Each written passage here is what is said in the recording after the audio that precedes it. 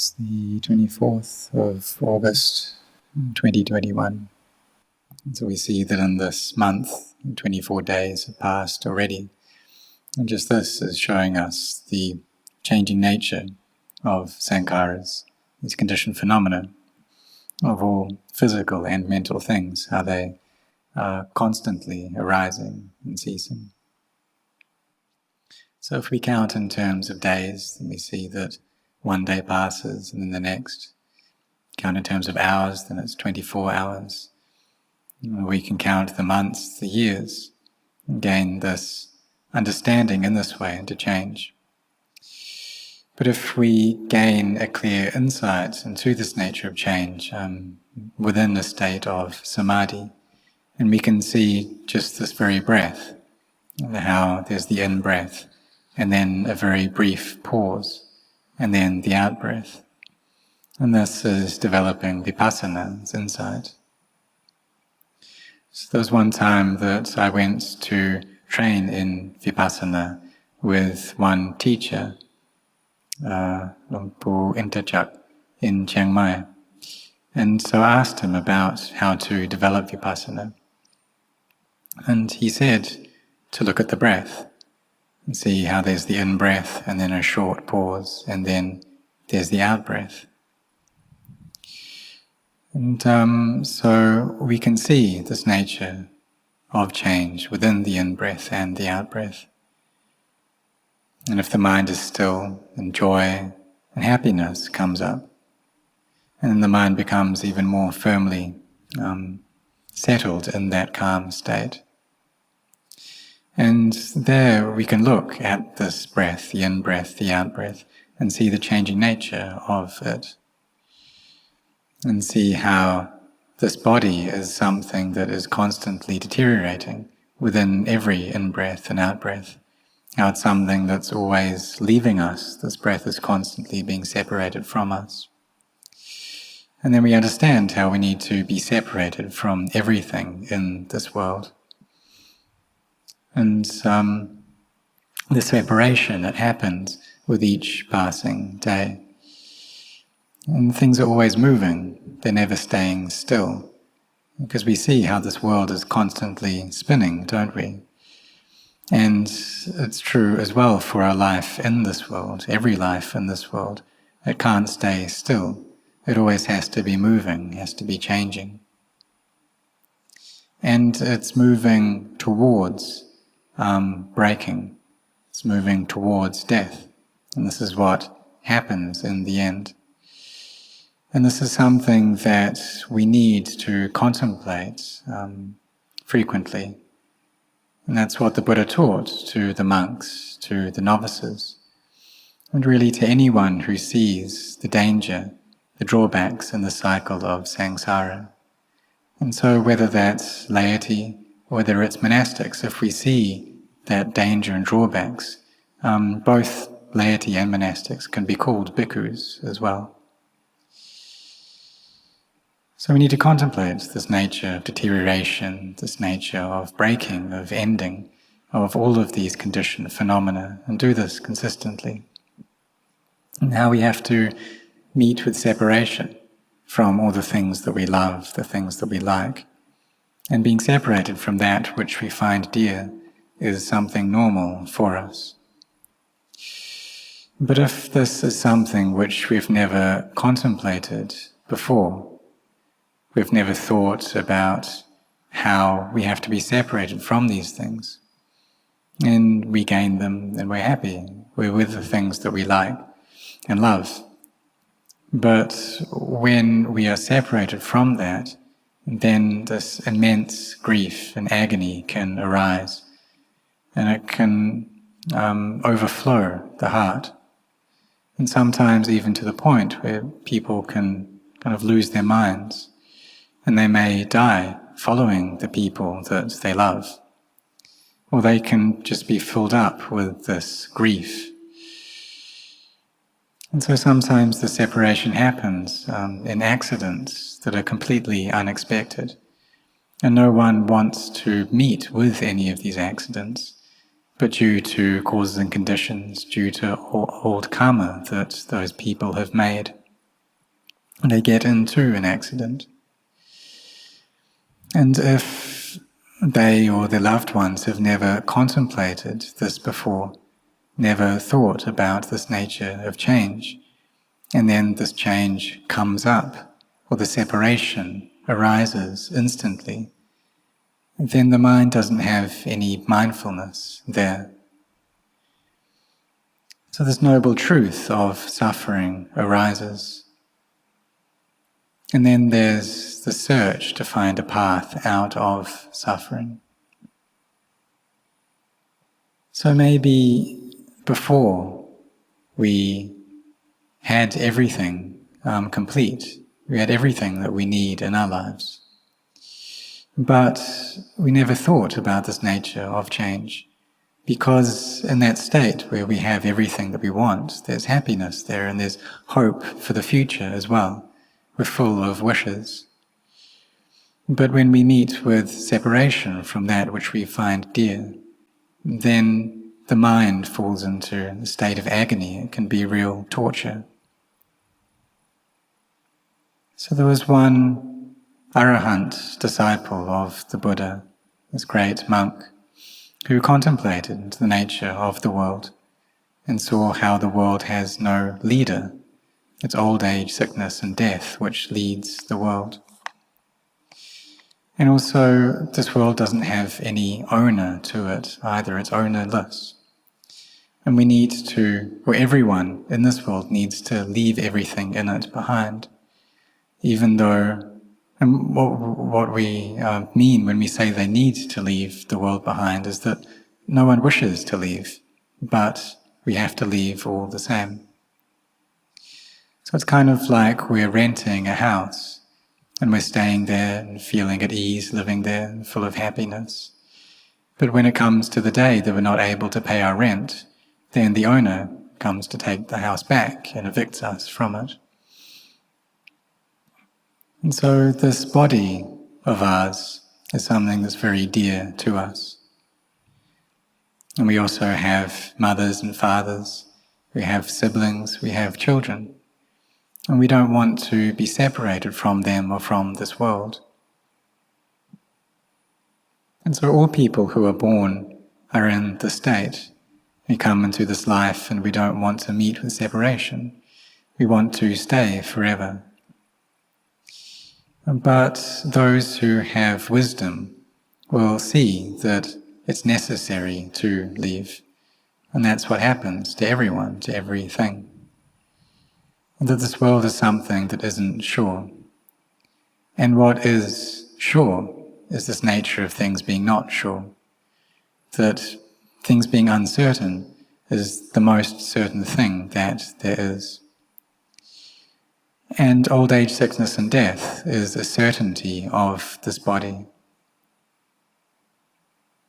And so sometimes this uncertainty, this nature of not sure, it appears very quickly and can appear immediately. And if that happens, will we be able to accept that?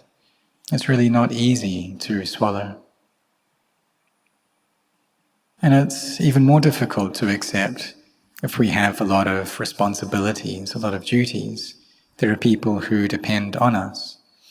And if we have to leave them, then we think, well, how will they be able to survive? How will they be able to live their lives further? It'll be very difficult for them. They really need to fight. They'll need to go through a lot of suffering. But even if we have all of the necessities of life, still there is that suffering through separation from that which we love. But for those who have Dhamma, they can find even this to be an opportunity to learn and to contemplate and to understand the nature of change, of sankharas, of these conditioned phenomena. And maybe they'll be able to see into the Dhamma through that. And so in the Buddha's time, there was a case of this. And we can see how everyone believes that being born as a child of an affluent family, that this is a really good thing, that we have everything we need. It's an easy life. And so there was one girl who was born into a very rich family in the city of Savatthi. And she later became an Arahant disciple of the Buddha, of the name Patacara Theri. But so she was born into a rich family, but due to the results of some old karma that she had created, she was married to a very poor husband. And she had many children as well. And she went to travel to see her parents, her mother and father. And on the way, her children died, her husband died as well. One of her children died through drowning, and the other got taken off by a hawk. And so there was a lot of grief that was flooding into her heart. Both her parents had died, her husband died, her children died, and there was a lot of suffering there, to the point where she just lost all her mindfulness. But through the kindness and compassion, the fully self-awakened Buddha, and he went to teach her, and she regained her mindfulness and was able to ordain. And she practiced, and in no long time she was able to attain to Arahantship. She was able to gain freedom from the defilements. And so she went from the state of immense, profound suffering into the level of an Arahant. And so it shows that she had a lot of barami to be able to achieve that within that life. Going from really the fullest, most extreme suffering that it's possible to experience. And so we can compare it to people in this present day, that maybe they have a child who dies in an accident, or maybe their parents die, or perhaps one of their relatives, someone they love, dies due to COVID, and they have to be separated from each other. But really this kind of suffering, it can't compare to the suffering that this bhikkhuni experienced. And if she didn't have a lot of merit, if she didn't have a lot of old barami there, then she would have gone insane due to that suffering, and she probably would have lost her life. But because she had already cultivated her barami to a full level, and she was able to listen to the Dhamma of the Buddha, and she was able to find this path out of suffering. So she saw this extreme level of suffering, really the fullest level, that which comes from being separated from her children, separated from those that she loved. And when she was young, she was separated from her wealth as well. And it was very hard, the life that she lived. So we really can't find anything that could compare with the suffering that she went through. And if we try to compare it with the suffering that we have experienced before, maybe we've lost a mother or father, maybe we've lost siblings or even a child, but we haven't lost everyone at the same time. We haven't lost all of our relatives just at one time, but she lost her husband, her parents, her children. All of them died. But she was able to attain to Arahantship due to the barami that she had created. And so the Buddha taught her, and she regained her mindfulness through this. She was able to see the drawbacks in the cycle of birth and death, see into the nature of change, the nature of instability, how things aren't sure. and really how every life needs to be separated from everything that they have here. So sometimes people ask, well, why is it necessary to ordain? Why do you need to practice the Dhamma? Well, isn't it just something that's difficult? Isn't it just something that's hard to do? Isn't it enough to just be happy in this life, to just live an easy life? Isn't that enough? But if we have things in this world, possessions in this world, and we're attached to them, there is a sense of happiness there. There is a sense of ease, but it's not a genuine happiness or ease, because suffering is awaiting in the future.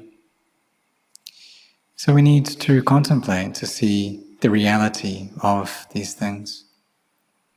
And we can ask ourselves, well, if in 7 days' time we were going to die, then what would we do right now? Really, everyone who dies, they don't know in advance that that's going to happen to them.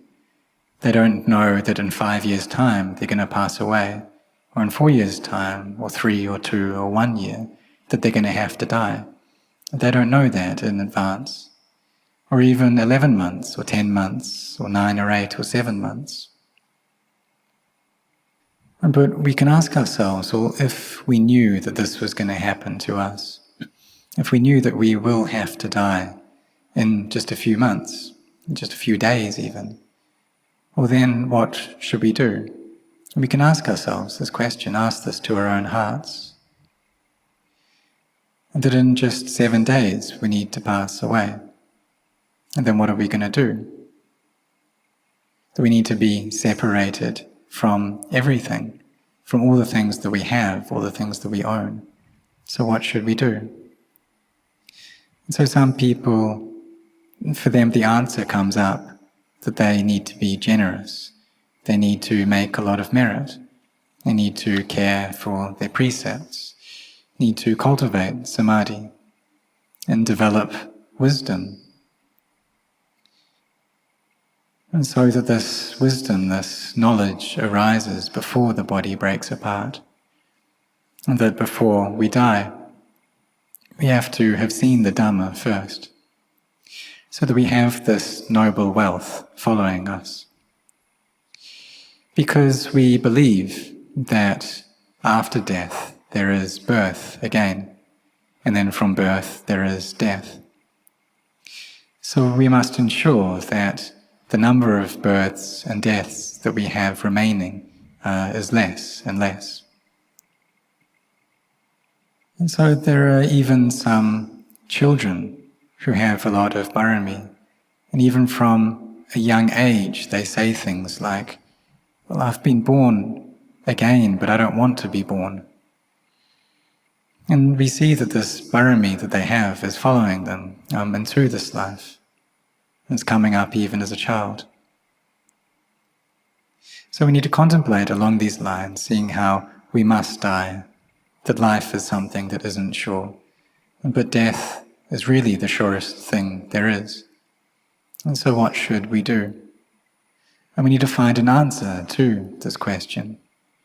We need to find an answer within ourselves, and we can ask ourselves, we can ask our friends as well. And ask ourselves, well, do we know when we're going to die? And we just don't know, do we? We don't know how many months, how many years it will be before we die. And perhaps we expect to live to the age of 80, but that's not sure. We may live longer than that, but there aren't many people who live past 80. And we may die before that age. And so what should we do? And there are some people who die even from a young age. And this is something that really isn't sure, because these accidents can happen so easily, and it's possible to die in one of these accidents. So this is something that we should think about. It's really worth thinking, contemplating. And the Buddha taught us to not be heedless.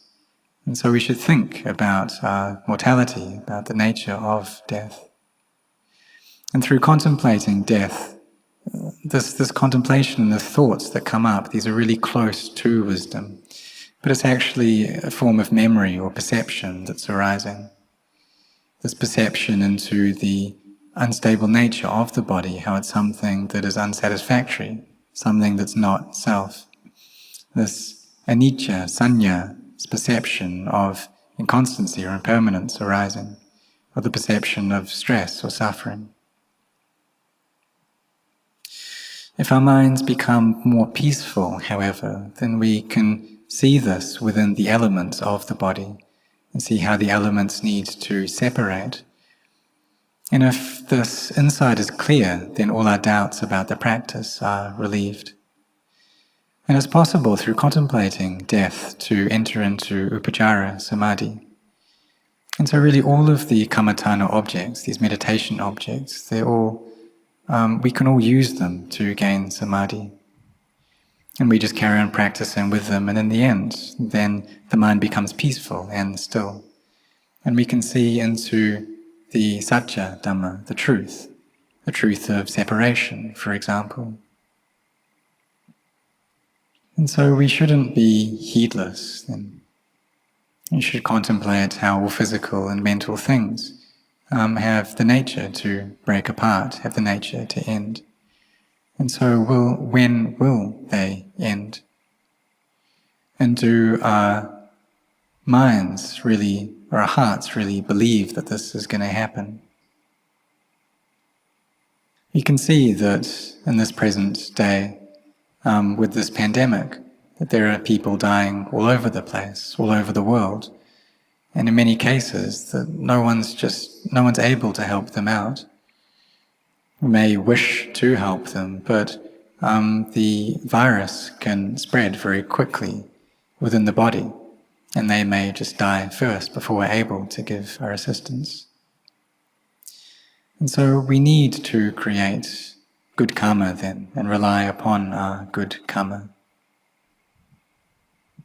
And for some people, it really seems like they're going to die, and that all of the kind of conditions are leading towards that, but they end up by living. And for some people, it really seems like they should recover, but they end up by dying. So it really depends upon the karma that we've created.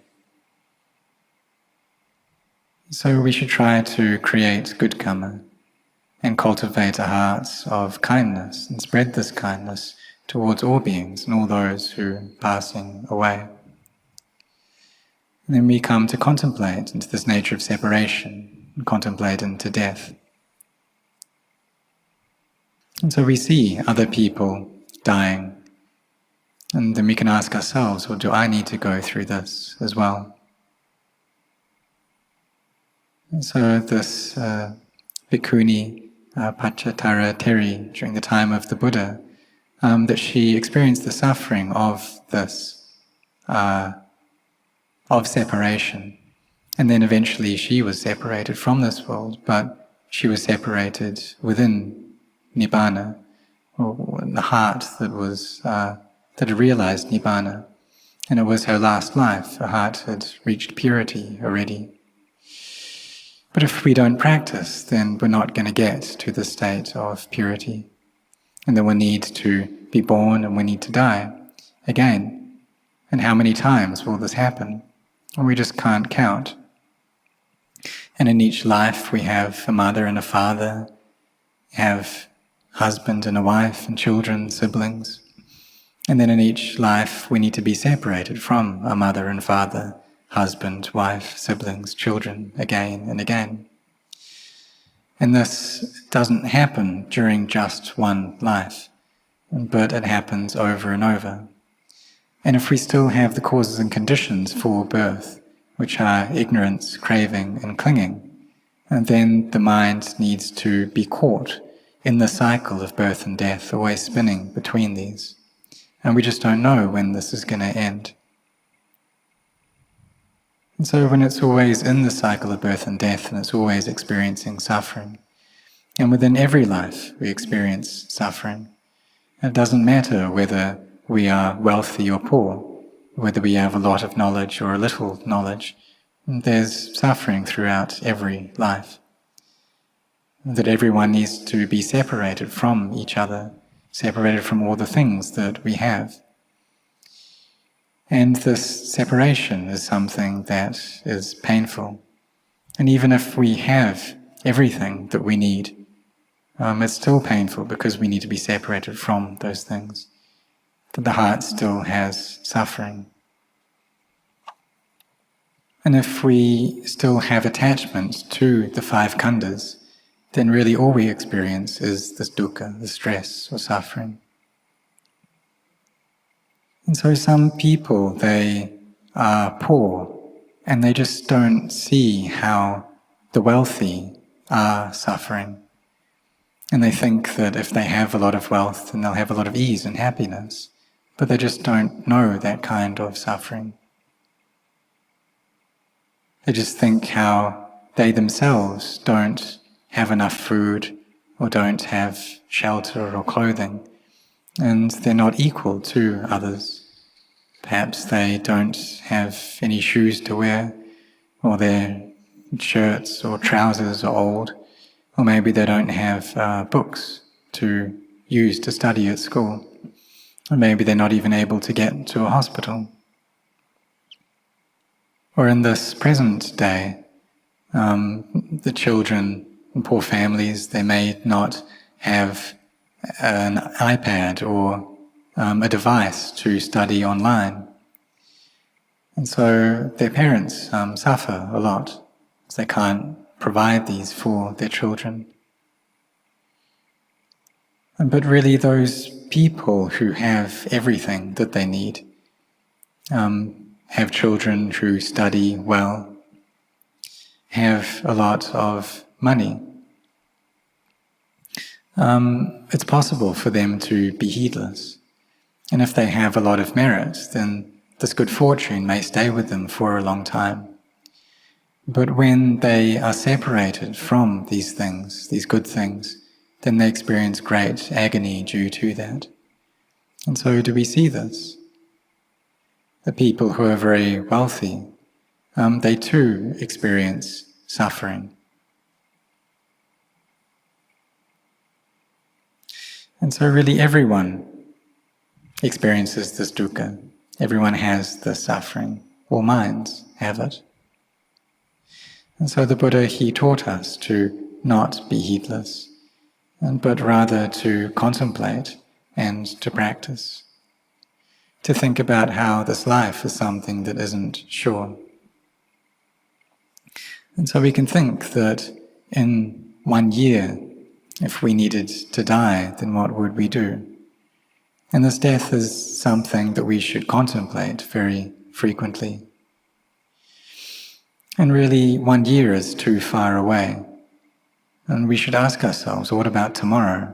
If I die tomorrow, then what would I do now?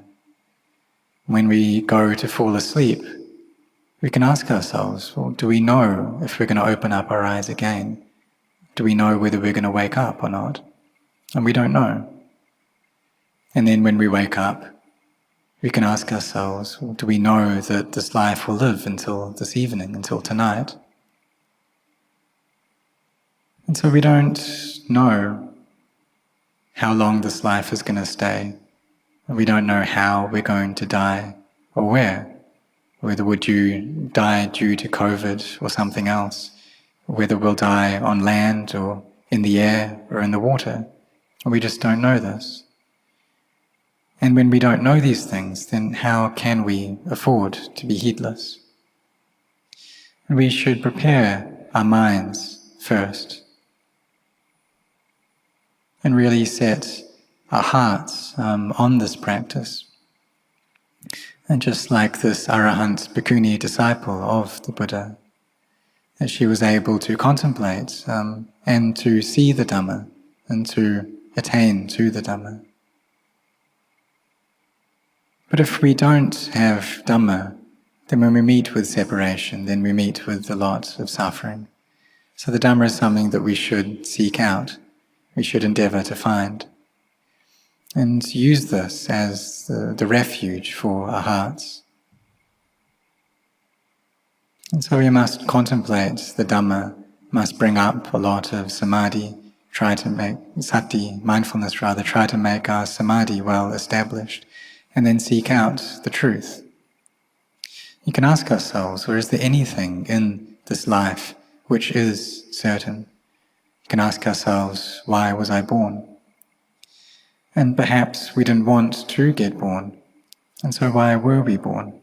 Well, it has causes to it. There are causes which force us to be born. And if we don't practice the Dhamma, then we're going to have to be born again. And when we're born again, we have to meet with suffering. So during this life, this opportunity that we have, we should try to cultivate goodness as much as we can, to the fullest of our energies and of our abilities. Really try and use this good opportunity that we have, gaining this human body, this human life, and doing this to the best, building up goodness to the best that we can. And so we have this faith to practice. And for the monastics, they've given up everything in the world already and come to practice. And there are also those who are still or they have everything that they need in the world, but they still practice all the same. Still are very generous, keep the 5 precepts or the 8 precepts, because they're aware that life is not sure, that conditioned phenomena need to deteriorate, and that when we have a brain, then there are illnesses which arise within the brain. When we have a heart, then there are illnesses of the heart, that all organs become homes for illnesses. And even our lungs something that's very important, but problems can arise within the lungs, and they can contract diseases as well. And so we see how this body is something that's very important, and being free from illness is the highest wealth. But maybe children don't understand this. They think that if they have a lot of money, then this is something that's really good. They'll be able to get everything. They won't need to suffer. But the Buddha taught how being freed from illness is the highest wealth, is a great wealth that we can gain. And in the present day that we see this very clearly, how those who are ill, it's very torturous, it's a lot of suffering for them. But those people who aren't sick are at ease. So we should set our hearts on this path of generosity, virtue and meditation, and try to walk this path that will lead us to freedom from suffering, building up goodness to the fullest of our energy, the fullest of our efforts, because we just don't know how long this life will stay for. We don't know when we're going to die. So may all of you be sincere in this.